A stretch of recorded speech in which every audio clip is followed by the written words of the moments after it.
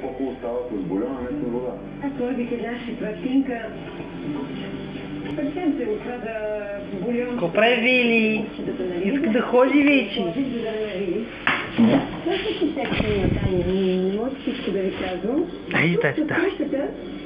Сме стигнали до едно перфектно положение. Дърпаме я от огъня и поставяме парченце синьо и 15 минути преди да дойдат гостите ще го включим естествено да се запече, за да го поднесеме сок.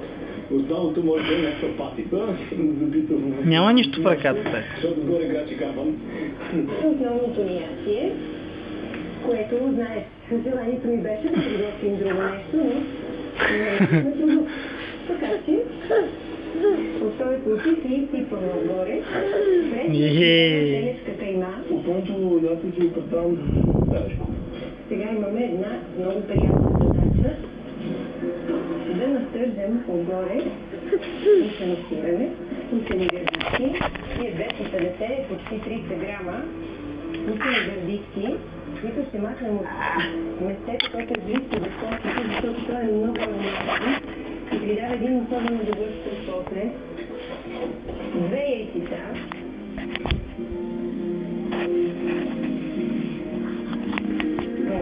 Се руки на тия час, така се страхувам да не видя да се покаже някой предател вътре. Чукайте си след това и поденето, да цялата може и след това се оправите и след обратно. Просто една щипка, един питерли, който само да даде този аромат на лютата чушка, но тя няма да се усеща вътре.